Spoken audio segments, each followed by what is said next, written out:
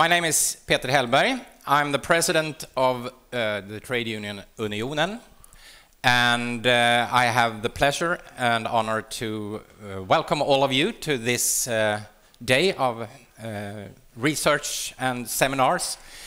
And why am I standing here? Well, this is because this day is a part of a long-term project that we 5 unions within industry, the 5 unions that has signed the industry agreement, has put forward to research what drives productivity on the labor market. We saw that this field was in much debate, and we and the employers may have had different views on it, but also academia had different views on it. So we wanted to enhance the knowledge on this subject, and this is of course a very important start of the negotiations that we have for terms and conditions and pay within industry, but also for Unionen's sake for the whole of Swedish labor market. Today is the 3rd annual seminar day within this project. The project is hosted by Arena Idé, and Daniel Lind is the head researcher, so to speak, for us. And with that, and with those words, I would like to welcome Daniel to present the day.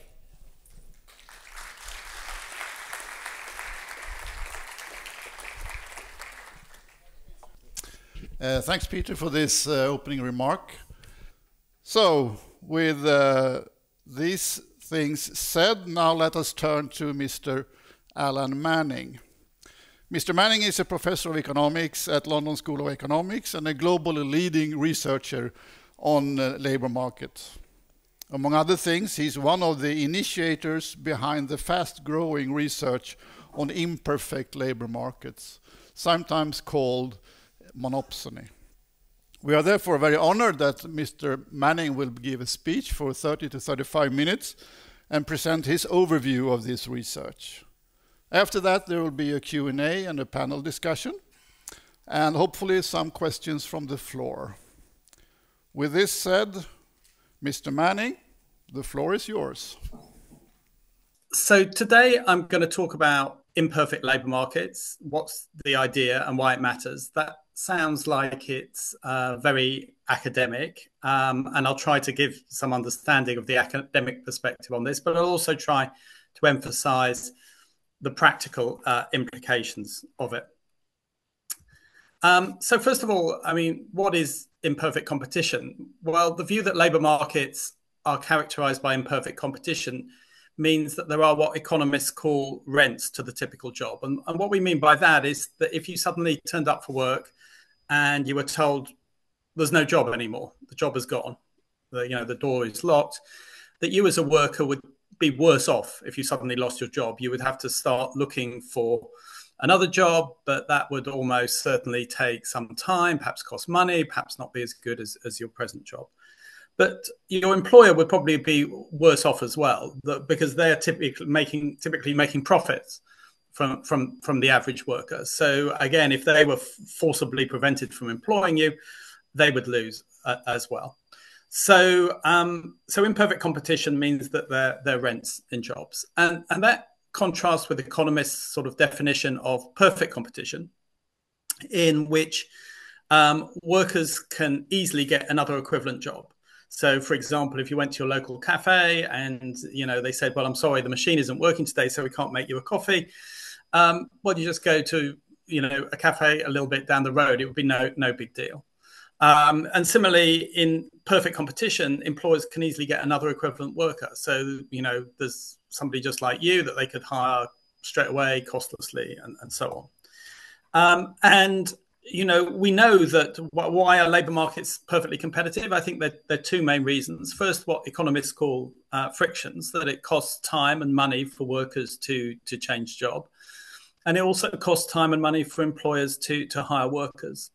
And then secondly, there's something that there's not lots of equivalent jobs and workers out there. So often jobs, a particular job might offer a convenient commute, it might offer convenient hours, you might have got friendly with your colleagues, and all of these things can't easily be replaced if you lost that job. Now, the view that labour markets are imperfectly competitive, in contrast to perfect competition, I think aligns with most people's experiences, because we all know that jobs are a big deal for people. So this table here just shows you the result in a British survey in which people are asked at the end of the survey just an open-ended question about what was the most important thing that happened to you over the past year. And the most important category of events relate to family. So it's going to be births, marriages, divorces, deaths, that kind of thing. That's not very surprising. We know those things are very important to people. But the second most important category of things that people think report happening to them are connected to employment. This is about getting jobs, getting promoted, losing jobs, these kind of things. So we all know that jobs are a big deal to people. They matter a lot. Now, this is a visual representation of imperfect competition. So on the one hand, one level here, I've marked in red what is the worker's minimum wage that they would work for the employer. So if you imagine your employer started cutting your wage, there would come a point at which initially you might think, well, I'm just going to complain about that. I don't like it very much, but I wouldn't quit.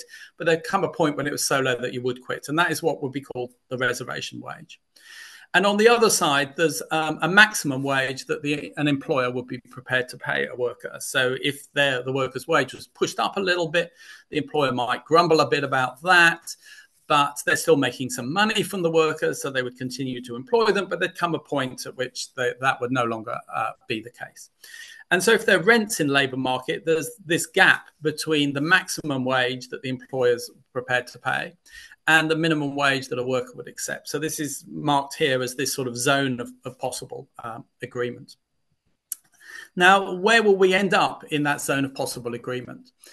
Well, I think if you imagine an unregulated labour market, so aren't trade unions, there isn't government intervention and so on, I think the natural state of affairs in that type of labour market is that there's an imbalance of power between employers and workers, that employers have much more power relative to workers. And they will use that power to push wages down towards the reservation wage. So we'd be down towards the lower end of that zone of possible agreement. The employer probably can't push workers, or not all workers, right down to the reservation wage, because employers don't actually know exactly what is the minimum wage that you'd be prepared to accept.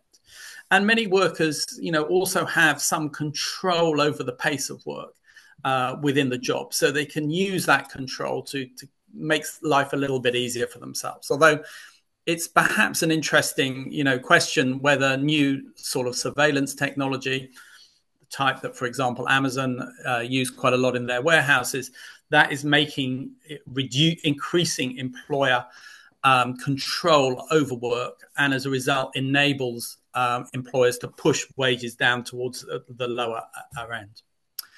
So in any individual firm, in an unregulated labour market, we're going to see wages pushed down towards the reservation wage.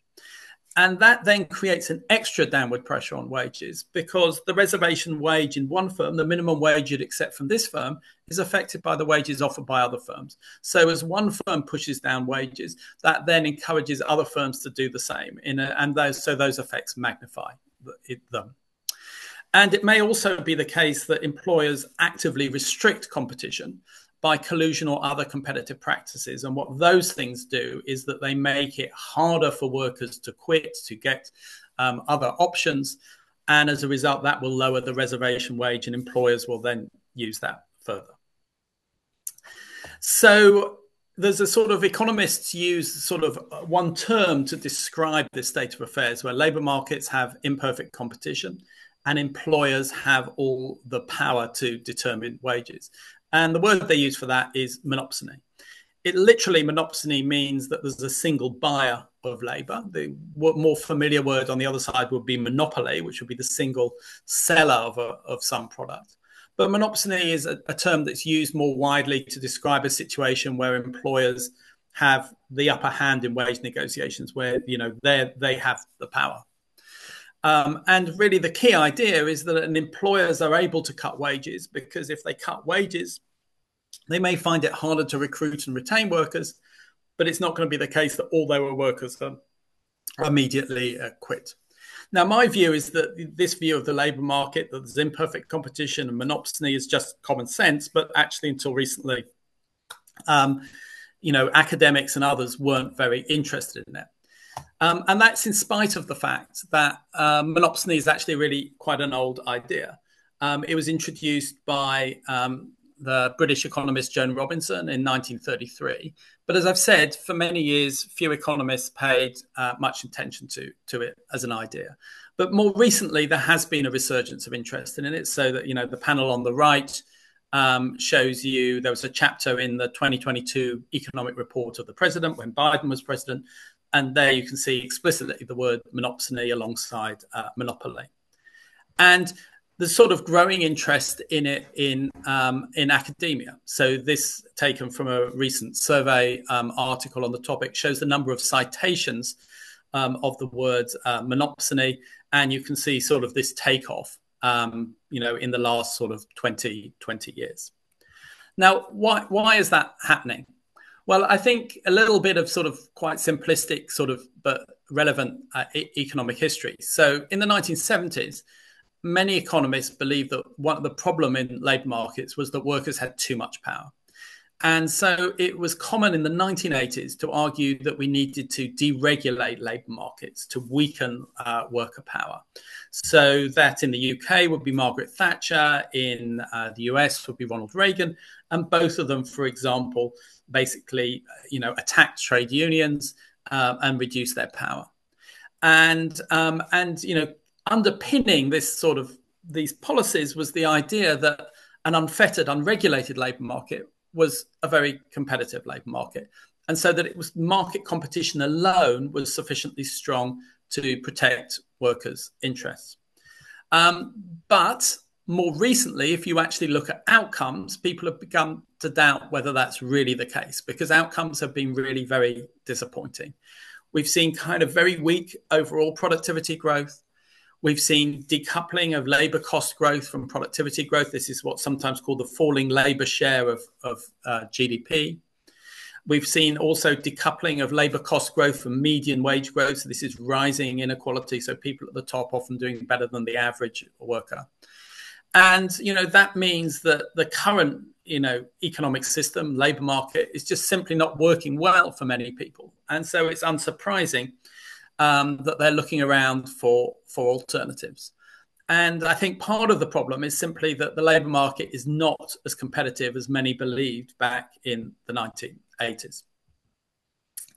And you can sort of see this sort of mood shift in the sort of mood music within academia. So often, academics used to debate, well, do employers have any monopsony power over their workers? But now the questions are much more, that's taken as a given. The questions are how much monopsony power, how does it vary, what are the consequences, and what should be done about it? And it's really these last two questions that I want to focus on now. So, and this is buttressed by the fact that there's a lot of evidence accumulating that labour markets are imperfectly competitive. So, for example, both experimental studies, observational studies find that employers have considerable market power. And that could even be in situations where you might think labour markets were very competitive.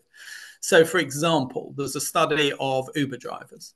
And many of those drivers also work for Lyft. So they can very easily switch between employers, just by pressing a button inside their car. But actually, the study of Uber drivers and how they responded to changes in wages suggested that Uber actually has quite a considerable market power over these workers, even those who also work for Lyft. So why does monopsony matter for economists? It means that wages are lower than the level they would be in a competitive labour market.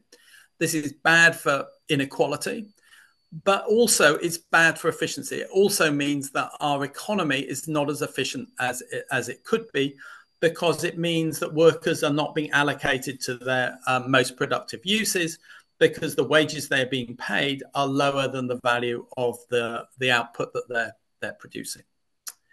So just to summarize that, monopsony offers sort of new perspectives on old questions. I'm not going to go through these in details, but I'm just listing some of these here. And though many of those are sort of primarily of interest really just to academics, less so perhaps to practitioners. But the key idea is that we're going to need to intervene in labour markets to ensure there's an appropriate balance of power between workers and employers. And what I want to go on to talk about now is the ways in which we might do that. So what in practical terms does addressing the problems posed by imperfect competition and monopsony, what does that mean? And there are a number of different strategies that I'm going to talk about. The first is sort of direct regulation of wages, of which one example is minimum wages, and I'll talk a bit about that. A second is sort of essentially establishing what is sometimes called countervailing power to the monopsony power of employers, i.e. trying to redress this innate imbalance in power between employers and workers, e.g., for example, through trade unions. A third approach is more sort of active competition policy, trying to make labour markets more competitive. There's also how we should regulate labour contracts. And then finally, what really limits employer power is if workers have got options, and so that they're not stuck with this particular employer. So talk a bit about policies to give workers more options. So I'm going to talk about all of these. So first of all, minimum wages. And I think minimum wages I'll talk a bit about it in the UK context, where the minimum wage has been very successful. So, in particular, the government, and this was actually the Conservative right-wing government some years ago, set a target for the minimum wage, or national living wage as it's called, of 2/3 of median earnings by 2024. And we sort of met that target.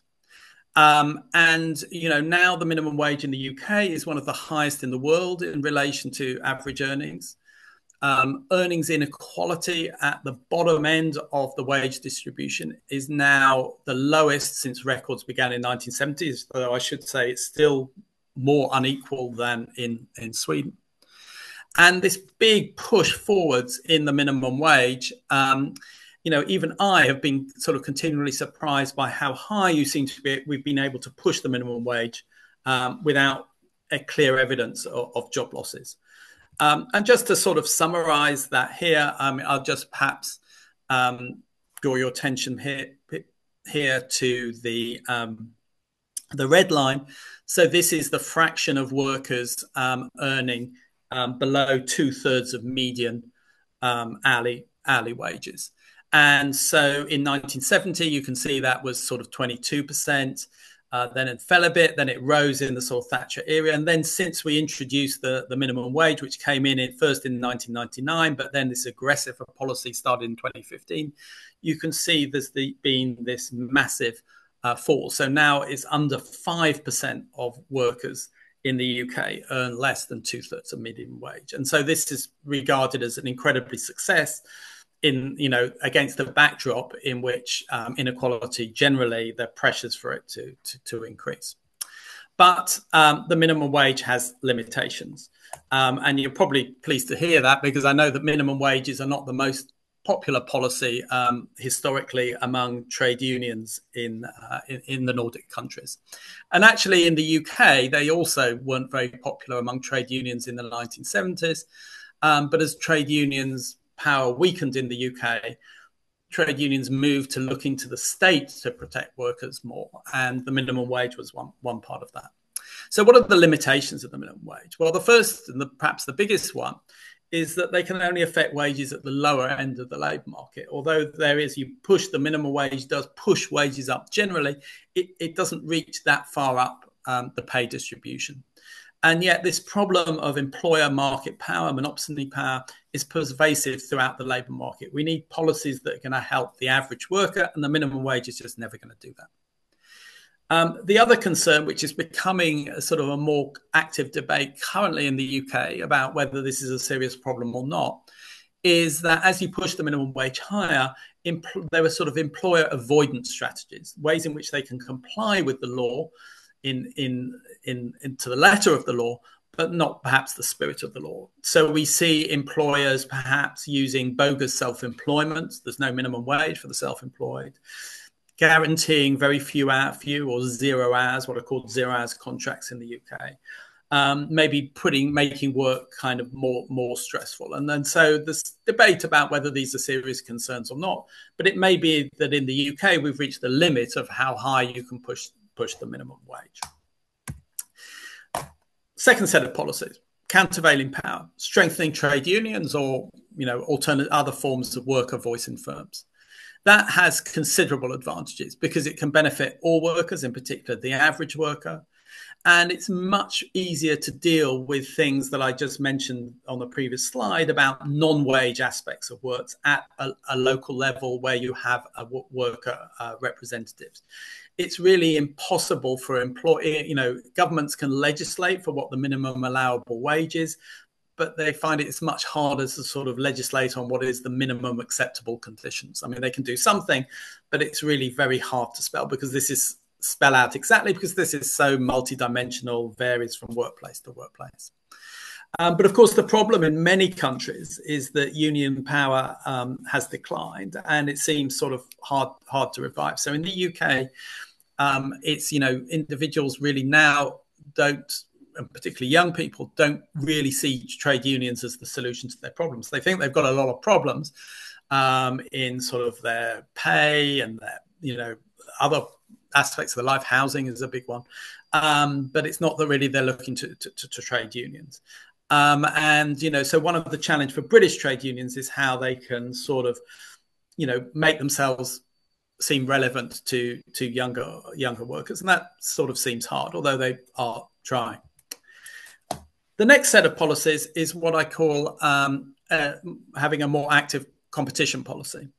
So if you look at our laws against anti-competitive practices, on paper, those often treat labour and product markets symmetrically. But practice has been very different from that. So typically when a country's competition authorities, they might veto a merger on the grounds it makes the product market less competitive. But historically, they just haven't really been interested in labour market consequences. But nonetheless, there now is accumulating evidence that there are consequences for workers from anti-competitive practice, various anti-competitive practices. So, for example, hospital mergers in the US are found to have reduced wages. And a very good book, actually, if you're interested in this area, is by Eric Posner about how antitrust failed workers. And then he also has got suggestions about what can be done about that. But this is not just about, in the US, which we think of as a, relatively unregulated labor market. There's a paper that was published actually early last year by Anna Torresson, and this looked at the deregulation of the Swedish pharmacy market in 2009, which gave pharmacists a wider choice of potential employers, and that she finds that raised wages. So this, paying attention to the consequences of workers in competition policy is quite important. But it's also, I think we need to come to realize that actually what we might call old-fashioned employer collusion may be more common than we like to think, that employers actually talk to each other quite a lot. Now, this is a very old idea. There's a quote here from Adam Smith, who basically says, well, employers are always and everywhere in a sort of tacit, constant and uniform combination not to raise the wages of labour. And, you know, that if an employer violates this sort of implicit agreement, then, you know, he's very unpopular among his neighbours and equals. And Adam Smith went on to say, we almost never hear of this behaviour by employers, although we frequently hear of those of workmen, by which he meant sort of, you know, proto unions at the time. But he said, whoever ever imagines upon this account the masters rarely combine, as ignorant of the world as of the subject. And there have been a number of prominent cases in a number of countries which have exposed employer collusion. I'll just give an example of one. So this is one involving some high-tech companies in the US. There's some very common familiar names here: Apple, Google, Adobe, Lucasfilm, Disney, Intel, Microsoft. And, you know, there were a number of lawsuits against these companies alleging that they had agreements not to proactively try and recruit each other's workers. And some of what underpinned these agreements was fairly sort of gangsterish almost. So this is sort of Steve Jobs trying to recruit another company that used to make mobile phones, Palm, if anyone remembers Palm Pilots. You know, he suggested to Palm and Apple an agreement by which neither company would hire the other as employees, obviously a very anti-competitive practice.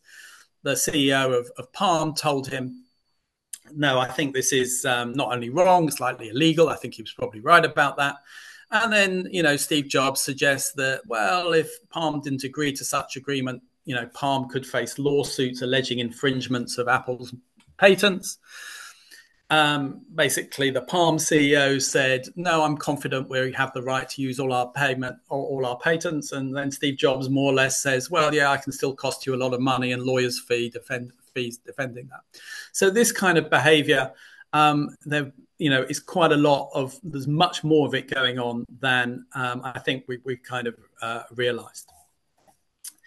So there are other ways of, you know, that kind of agreement was, you know, blatantly a collusive, anti-competitive agreement. But there are other sorts of ways in clauses that employers are putting in employment contracts which restrict competition. So one example of these is there are sort of what are called non-competes. So these would be clauses in a worker's employment contract which sort of says that if they leave the firm, it restricts who they can work for. So it would typically say you can't work in this for these firms in this area for a certain period of time. And, you know, there's evidence that these non-compete clauses reduce wages, even if, you know, these might be an idle threat in practice, but many workers don't kind of know that. And so they're quite scared. And again, there's quite a lot of evidence that these kind of clauses have effects. There's a study of Brazilian football, a study of UFC, the sort of wrestling franchise. And basically, one way of thinking about this is that increasingly in our economy, it's the skills of workers. You know, that's the basis for economic value, what economists call the human capital of workers. But employers are trying to appropriate that capital, that human capital. And non-competes are one example of that.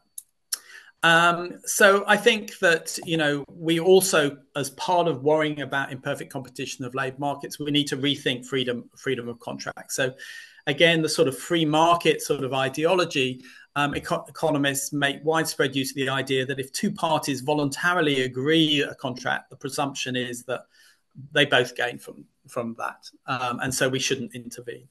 But I think that's based on a view that people are equally good at getting agreements, realizing what is the consequence of what they're signing. And I think we should be concerned in all markets, but labour markets are like this, where essentially amateurs meet professionals. You know, that workers may be signing up for contracts which they don't fully understand what the consequences are. Whereas the employers who employ many workers typically are you know, have the upper hand in these negotiations. So we kind of need to think about appropriate regulations on labour contracts. Finally, I want to talk about policies to give workers more options. And, because ultimately I think the way in which labour workers will have more power is if they can just walk away from an employer who treats them badly and find another job relatively easily. So I think this suggests, first of all, that it's a good idea to run the labour market hot, that, so unemployment is very destructive of worker options.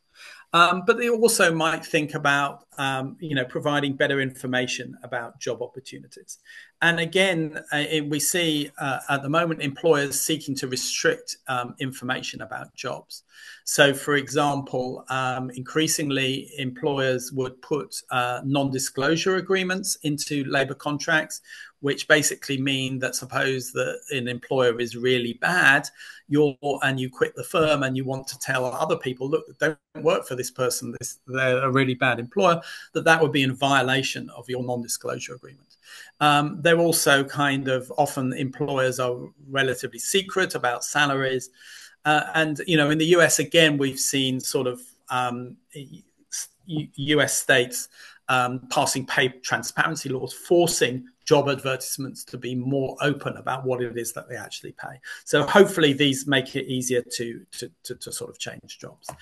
And I think I'm just sort of going to finish by a sort of wider reflection, which applies to labour markets, but it's just wider than the labour market. That basically, I think one of the biggest challenges for our economy and society is who owns and uses information and data. Basically, what we've seen is that there's an explosion in the amount of data available, the ability to process it, and that can be used for good purposes or bad purposes. And we really need to make sure it is used for good. And there are substantial risks that, for example, it's going to be employers who have more access to information, higher ability to use that information. And so these, new technologies lead to things like greater surveillance of workers.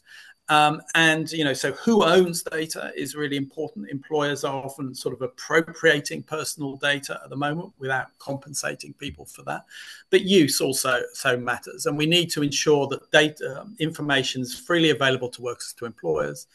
And perhaps, think about, we often think that what is the only asset that a worker has is their labor. But actually, one of the assets we all have as well is our data, information about ourselves. And perhaps we should be looking to ways in which we can, get some money that can generate money for ourselves and not just for employers. Okay, just to wrap up, I'm not quite sure how I've done for time. The relationship between employers and workers is not fundamentally one of equals. Employers naturally have some market power because labour markets are naturally imperfectly competitive, and we need to take that seriously, more seriously than often we have in the past. We need to intervene in labour markets to ensure appropriate balance of power between employers and workers. That's not just a question of reducing inequality, that's actually also a question of making our economies more efficient. Now, finding effective forms of intervention is not always easy. I think we need to be smart and imaginative and creative in thinking about new ways, but it's really important that we try to do that. So thank you very much. Many thanks for this very informative presentation, Mr. Manning. I will ask you some questions before we go to the panel discussion. And actually, most of the things that I plan to ask you have already discussed. But a few questions. First, a clarification. When it comes to the conventional theory, there's only a market wage and no employers. Can you just elaborate for the people here, the audience, to show how you think about it in terms of monopsony? Yeah, no, I think that's an important point. So, in the sort of economist sort of idealized view of an imperfectly competitive market, the wage or the price is just out there. It's not determined by anyone. And actually, it's really a sort of a gap in thinking about it. Well, actually, where do these prices and wages come from? So it's really important to understand that wages, and in a relatively unregulated labour market, my view is that it's basically employers are setting wages. They're each individually deciding how much to pay. That's what their human resources departments do. They don't do that in a vacuum. They have to pay attention to what other employers are doing. And, that perspective, is important. So the Nobel Prize winning economist, David Card, gave a lecture saying, well, who sets your wage? Was the title of the lecture. And it's important to realize that, the answer to that question is actually going to be, it's employers, unless we intervene to ensure that it's not. Yeah, thanks. The second question is, when it comes to policies for more options for workers or employees, I think about housing, I think about infrastructure, I think about lifelong learning as giving people more options. You don't mention that. Is it on purpose, or am I thinking wrong? No, you're not. You're not thinking wrong. I just didn't mention them. I think it's very important. Often when we talk about people's kind of living standards, we focus on wages, but it's important to know that it's also prices and things that are important. So, in particular, in many countries, a big problem has been the price of housing. That it's sort of housing is hard to find and it's expensive, and this is a major cause of people will be a lot better off if housing was cheaper. So I think it's important that, yes, people are able to move relatively easily. I think on lifelong learning, I think it's a good thing, but I think it is a challenge. I mean, certainly once you get to my age, I would really struggle to learn anything new, to get a productive job. So I think we have to be sort of a little bit realistic about how much can be achieved by lifelong learning. But at the same time, we shouldn't do nothing. We need to help people because the labour market will change, the jobs will change because of the way technology changes, and we need to be able to help people move into new jobs. Thanks. Just come back to the fact that employers set wages, and the minimum wage can be a good tool to push up the bottom. But in Sweden, we have this pattern bargaining, where you negotiate the wage mark for the total economy, which raises not everyone's, but the total wage sum with a certain percentage every year. We think that is a good way to protect the employers, the employees. What do you think about that? Yeah, no, I mean, I think it's worked. I mean, I think there are, some ways. So that sort of, so for example, another example would be sort of, Germany. So I think in Germany, the unions used to have something that was not as extensive as in the Nordic countries. It was a little bit, and the German unions historically didn't like the idea of a minimum wage in Germany. But what happened is that union power basically hollowed out at the bottom of the end of the labour market. And there came a point in which unions were really not influencing wages at the bottom end of the labour market. And I think that made, that in the end led to the introduction of a national minimum wage in Germany. But, if, your unions in, Sweden, the other Nordic countries, you remain, a higher fraction of workers are members of unions, you reach through more parts of the economy. So it is a viable model but it does depend on being able to, remain strong at the bottom end of the labour market. And that can be a challenge. I mean, you would know more about that than I do. Okay, the last question. When it comes to the white-collar group, the work-from-home revolution changed the labor markets and societies and towns. How do you think this revolution for this group affects the worker power as a balance against the employer power? Yeah, I think that's a very interesting question. I think you can sort of see it going potentially in two ways. So one argument is that it strengthens worker power, it makes it a bit easier to change jobs. Although, most work from home jobs, you still have to go into the office some days per week. So you can't live too far from your office. But there are other risks as well, which is I think that it isolates workers. And so, for example, they become harder to organize because you don't have, it becomes harder to have unsupervised conversations between workers that are not sort of mediated by the employers. So, where are you going to, how are you going to find out that it's not just you, but your other co-workers who have problems with your manager? If you're working from home, it's kind of much harder. So it sort of fragments workers as well. So I think it could go in either directions. I don't have very strong views. Okay. Many thanks for that. Then we turn to the panel discussion, and therefore we invite the following people up here. Leila Ali Elmi from the Green Party, member of the Labour Market Committee at the Swedish Parliament. Oliver Rosengren, member of the same committee at the Swedish Parliament. Ida Gabrielsson from the Left Party is not here. And Markus Kallifatides from the Social Democrats, a professor and also a member of the Swedish Parliament. And Peter Hellberg, the president of Unionen.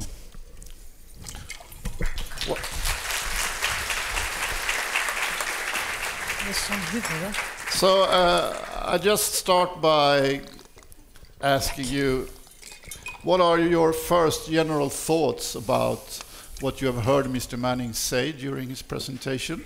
And I wonder if you can start, Leila. Well, my first impression of the report was, I think it's a very important report, though I don't think many of those issues that Manning pointed at is central in the Swedish labor debate, because we have the Swedish model and the imperfect labor market is not at the core of that debate in Sweden. So yeah, there are some recognitions. I think this report is important because Sweden is not immune to the changing labor market, especially when it comes to gig work, and that is really expanding in Sweden. So I think this is also important for us as Swedes. Okay, thanks. Then I go to Peter. What are your general thoughts, first thoughts? Well, I agree that we haven't had the discussion maybe in this academic way in Sweden, but we are actually living the consequences of this imbalanced labor market, I would say, with our strong unions and with the system that we now have had for 30 years in Sweden, where we have had an agreement, so to speak, general agreement that we set the wages, the level of the cost for the agreements in the international competitive sectors, and that all other sectors can benefit from that. And as I see it, is that those sectors, for example, for Unionen's case, the call center and contact centers sectors, where the employers' power over the wages would be very strong if we didn't have this system, can benefit from saying that, okay, the level that we raise the cost for the collective bargainings, collective agreements this year is X percent. And that it has really leveled the play field. So I would say that we may not have the academic discussion, but we have lived the consequences. Yeah. Okay, thanks. Oliver, your thoughts? Yeah, so first of all, I want to thank for the possibility to participate here today. It feels as an honor to take the stage after Professor Manning, who has served labor policy with new knowledge for decades. So Professor Manning's work on monopsony highlights, of course, important imbalances on the labor market. From a pro-work and a pro-opportunity perspective, we should, of course, be attentive to these distortions, but we should also be cautious about how we address them. So some interpret monopsony as an argument for example, a justification of state-imposed wage setting or broader centralization in the economy. We should instead focus on policies that empowers workers, to choose, to move, to negotiate through education, through matching, through reduced barriers, and to job change. That means that we need to invest more in the things that reduce monopsony power. So, for example, information, mobility, education, job matching. And when workers can move, when they know their worth, when they can switch jobs easy and safe, then we can also dissolve monopsony power. So I believe that the most important takeoff from this would be that we should not abandon the idea of the labor market. We should instead try to fix the market at the labor market and empower people to be stronger agents, to empower the workers to have more power on the labor market. Thank you. Many thanks. Marcus?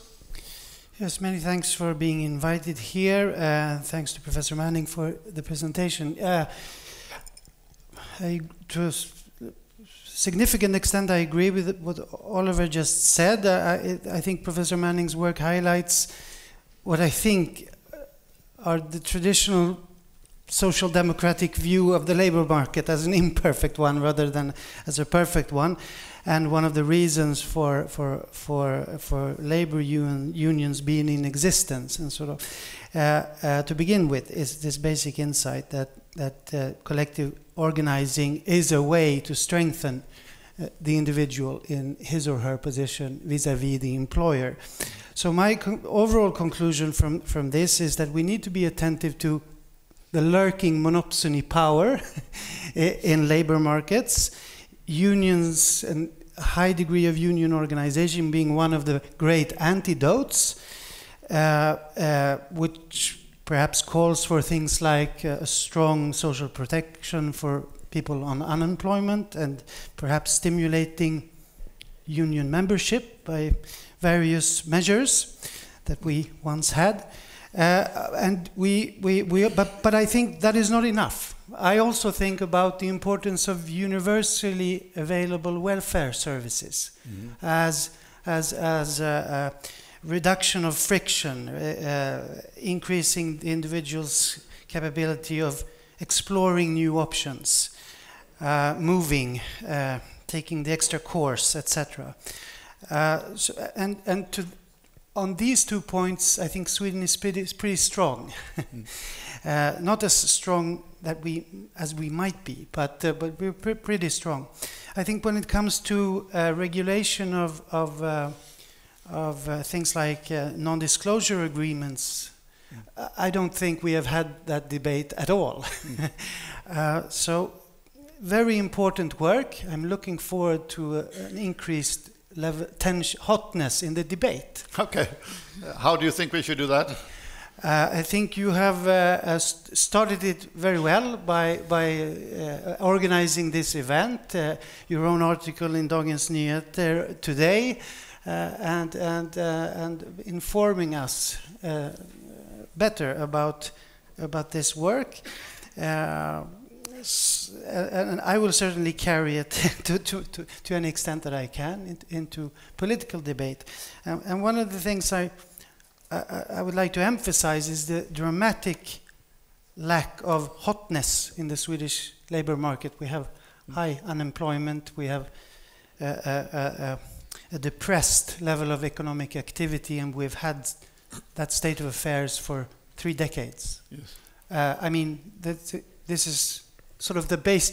I mean, it was one of the concluding points, right? Run the labor market hot. Well, we haven't been doing that for quite some time. Many thanks for this. I come back with more questions to you. But first, Mr. Manning, do you have any comments or reflections on what you have heard? Well, thank you, first of all, for those, very thoughtful reactions. I mean, I guess, I think the Swedish model has been very, very successful. So, if I could sort of click my fingers and introduce something like it in the UK, I would probably do that. But it's sort of, in the UK context, getting from A to B would be the problem. I think, I think the question is really whether, there are sort of emerging sort of threats to that model. So I mean, we've seen, I've given the example of the UK, but also Germany, where unions in both cases were once, very strong. And, to be honest, certainly in the UK case, which I know best, they were pretty complacent about that power was going to be with them forever. And it really wasn't. And the world around changed, and they didn't change fast enough with it. And they came off for the worse for that. So, I mean, so that's like slightly worried, we have, massive changes. In particular, I talked about sort of data and all of these kind of information and issues like that. And it's really important that it's not just employers that are making the running in using that it's on the worker side as well. Thanks. Then I go back to Marcus again. Why do you say that this is a social democratic model? What is a social democratic model? Is there a social democratic model? I think the insight that markets typically are not perfect is a long-standing tradition. It is rooted in the Swedish labor movement and Swedish social democracy. That was my point. I mean, these insights were with us from Wigforss and Rehn Meidner and what gave rise to the so-called Swedish model and the so-called Swedish labor market model. So that was my point. Nothing more, nothing less. Then we have had 3 or 4 decades when discursive hegemony, if you like, in Sweden has shifted from this traditional understanding of imperfect markets, both product markets, labor markets, capital markets, to an almost hegemonic understanding of as if it were ever possible for markets to be perfect. And these fantasies have been guiding lights for quite a bit of political discourse, perhaps including in my own party at times. And now, which was the point I was trying to make in my first intervention, was that at certain strategic points it is quite obvious that Swedish political reality runs against the basic insights here. We are not stimulating union membership.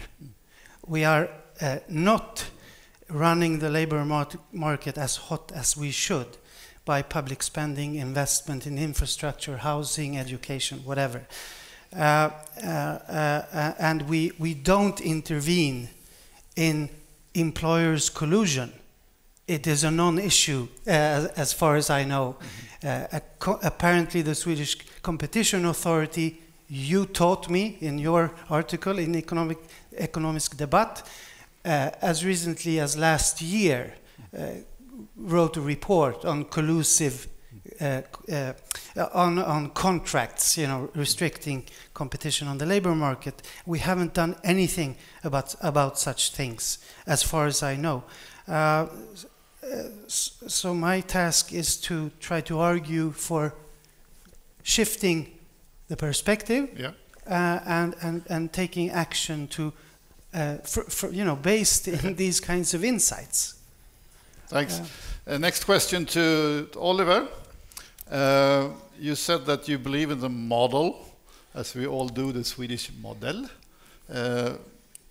Can you more precisely say a few words on where do you think the reform needs is the biggest? Yeah, that is on several areas, of course. So as I mentioned, we need higher flexibility on the labor market in that sense, that people need to be able to move to jobs that need infrastructure, but also that the demands on unemployed to actually go to places where there are jobs need to increase. We have a problem that one of the authorities, the Swedish employer services, Arbetsförmedlingen, who has as one of their tasks is to reduce frictions on the labor market, has for a long time had a not that good function as it should have. And that Why is that then? For example, because they haven't followed some rules that we have made. They have not made the demands on unemployed that we have actually stated in law that they should. They are not demanded people to move to vacant jobs, for example. That is one of the examples. We also need a good support for those who are without the correct competence on the labor market, so they could actually educate themselves to the vacant jobs. That would be another part of this. So there is several areas, but the main problem, I would say, is still that from the perspective of the employed, we need to strengthen the individual rather than have a situation where we think that more of a state regulation would solve this problem. We need a larger power for the individual on the labor market, and that needs to be ensured in some ways by laws and regulations. Okay. But the important factor would be that as a person on the labor market, you should have a strong market power. Yeah. But do you think that more generous unemployment insurers would improve the efficiency of the labor market? Well, from a research perspective, you will argue from a little bit different views, but there is international evidence that a not too low level in the beginning of an unemployment spell would be positive for the matching on the labor market. But in the Swedish context, we also need to take in our thought that we have laws that regulates for how long you need to tell a worker that you could be laid off before you are actually. And that means that this time should be taken into the analysis of how the unemployment insurance works. Because in Sweden we have 100% rate of like what you get when you are on your way to get unemployed, because you are still employed, because we have rules of the layoff times.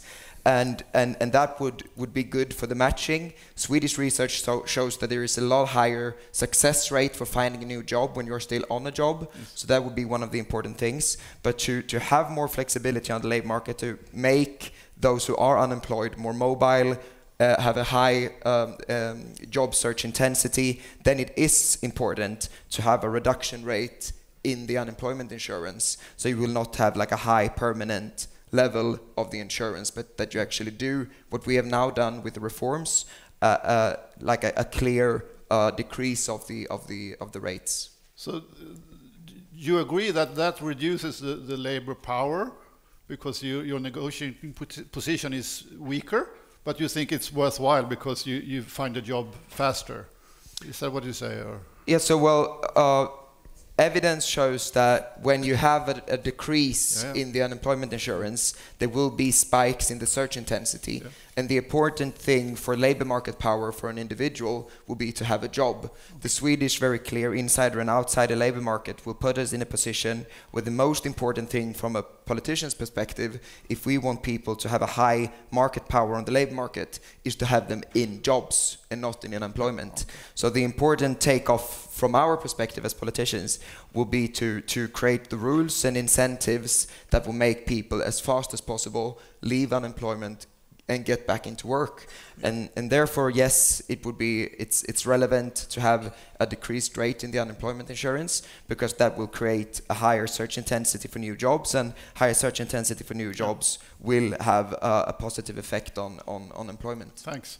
I go, Leila, just in a minute, but first you also have a productivity effect. If you search for the first job and take the first job, maybe not the right job. Yeah. So you have to include the perspective of having time to find the right job. Yeah, and that was my first point about the layoff times in Sweden. I think that is a good thing. Yeah. So if you compare one-to-one with international evidence, there would be an argument for having a higher rate in the beginning of the unemployment insurance. Sure. But since we in Sweden have a long mandatory layoff time before you are actually unemployed, then you have to take that into the analysis of the unemployment insurance, because you will have a regulated time where you actually could search for new jobs. And Swedish evidence find that the success rate of finding a new job when you are when your employer have said that you might be unemployed, but you're still actually on the job, is way higher than if you search for a new job when you are unemployed. Thanks. So we need to use that time in a good way to reduce unemployment. Thank you. Thanks. Leila, when it comes to fixing the problems, can you be more specific what you think that the Green Party believes are the most important reforms when it comes to reducing frictions, improving labor market power, I think both Marcus and Oliver raised very important points. I mean, more public spending and investment in education and easier access to skill development. I think that is a key issue, an important issue for the Greens, but also increasing the workers' mobility. I think that is, I mean, we have a lot of development going on around in the northern side of Sweden, but also we have a high arbetslöshet, förlåt min engelska. Unemployment in the southern parts of Sweden. And it's, I mean, that is a friction because we're not giving people the incentives to move and take the jobs that are available on the market. But also, I think a big issue in Sweden is how we debate about people that are unemployed, because there's a myth that people don't want to work, that there's an unwillingness, and I don't think that is true, and I don't think it's a solution-oriented way to debate these issues, because I think most human beings do want to work and they do want to provide. So I think we have to give people the tools to get the jobs that are available in Sweden. And I see the core issue in Swedish labor market is that the people that are unemployed and the skills that are being asked at the labor market do not match. So we have to look at, well, does one have to match 100% to a job? Can one match 50%? And can we do something to improve that person's matchability? I don't know even if that's a word, but you get the gist. Yeah, I understand. Okay, now I turn to Peter with another question. In the Swedish private sector, only 77% are working in a firm with a collective agreement. And that means that almost every fourth worker in Sweden are not protected by a collective agreement in the private sector. How can we say that we have... Are they strong in the labor market, those working in those firms? How? Well, this is this is one of the things that we have had a lot of discussions with the politicians in EU, and how we in the Swedish labor market and the Swedish labor market model can protect even though those who don't have a collective agreement on the workplace. And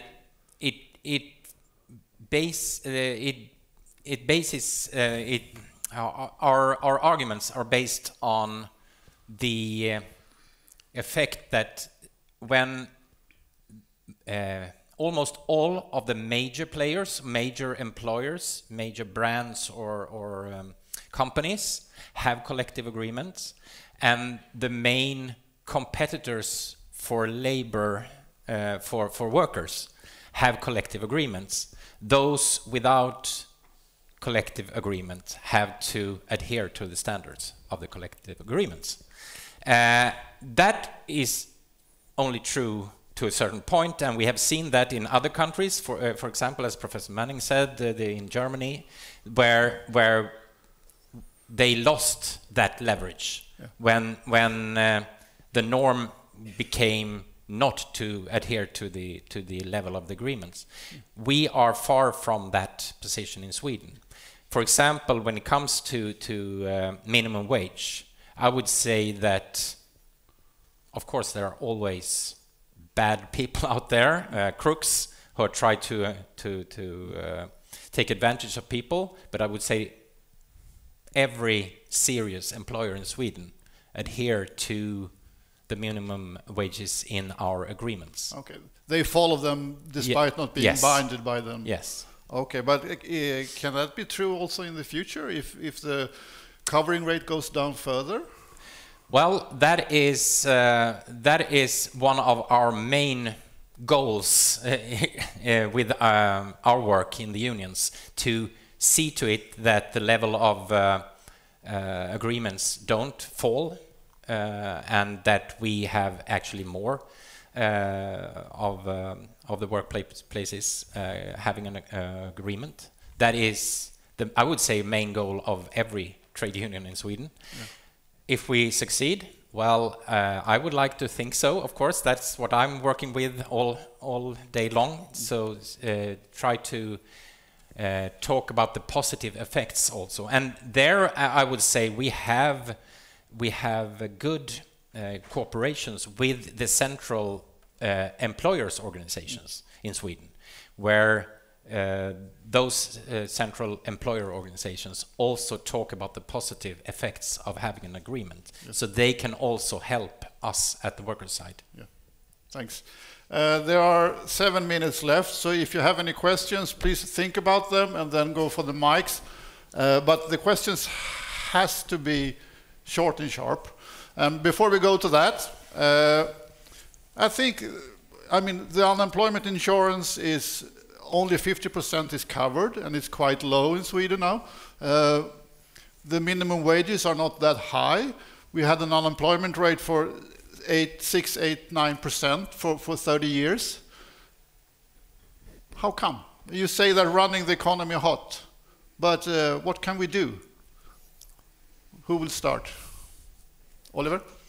Yeah, so one of the, I believe, interesting things that should also be mentioned in this talk, that is also findings from Professor Manning's, other papers from Professor Manning, is the effect on the labor market and on monopsony power from migration. So, for example, that a large-scale, low-skilled migration could have a negative impact and actually strengthen monopsony power on the labor market. And also, like how, for example, settling is regulated, how rules for bringing dependents are regulated.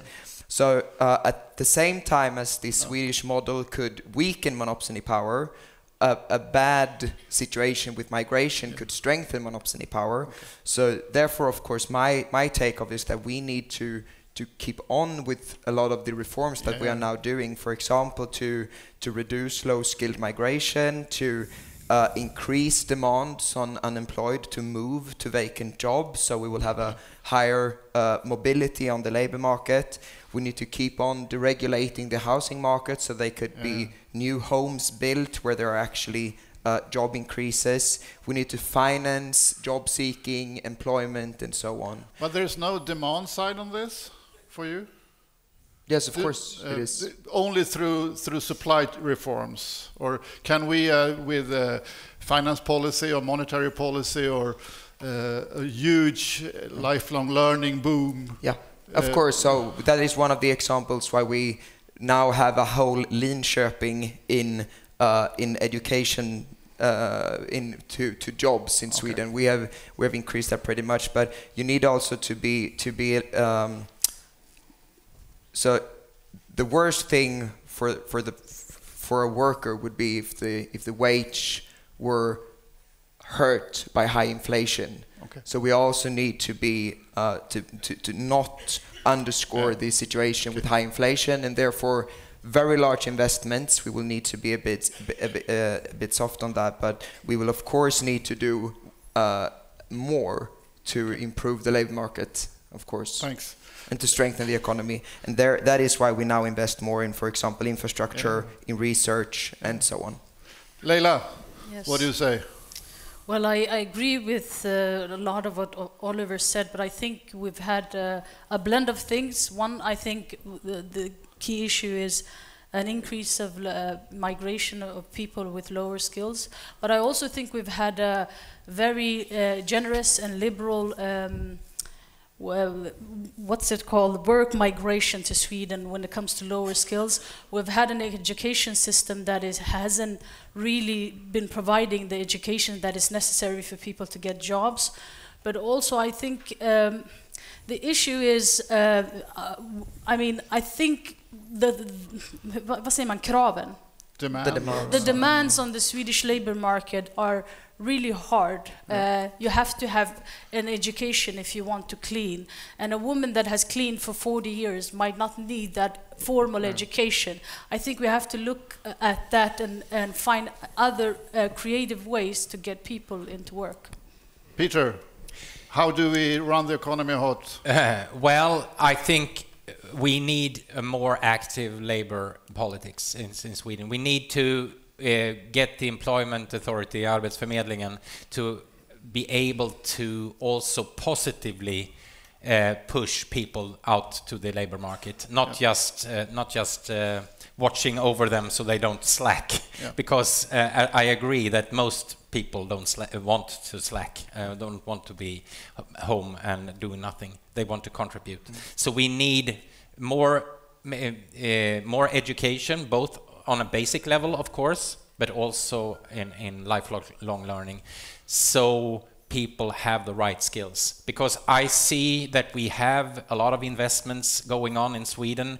We have the green restructuring in Sweden and so on, but what we are lacking is the workforce to do it, and then we need the active labor politics. Marcus, a short reply on running hot. Yeah, running hot. I think increasing the level of public spending, both on public services. Let me repeat my notion that universally available welfare services are a remedy to some of the frictions in the labor market, reducing the monopoly power of employers, but also investment in infrastructure to enlarge labor market regions, i.e. countervailing market concentration. I mean, I'm trying to stick within the framework of monopoly power, not a general debate about power relations in society between, for instance, migrants and the rest of society. But on that point, I would like to strongly emphasize that I'm on the side of a so-called knowledge lift. We did that once recently, and that would probably be the most important thing. Substantially lifting the social conditions of the most vulnerable in our society, and that is absolutely not what we are doing at this moment. Not either the Social Democrats. Mr. Manning, you have a final thought? I think that it's very interesting. I mean, obviously, you know much more about Sweden than I am, and I'd just say that I think it's very interesting reflecting on the debates that you've been having, comparing them with debates in the UK. I guess pick up on one, which is the sort of the role of migration that was kind of mentioned. This is a different but a challenging issue, I think, for the progressive side of politics in many countries at the moment. And there's a long history of employers using migration to sort of divide people. And obviously the basis of the Swedish model is solidarity.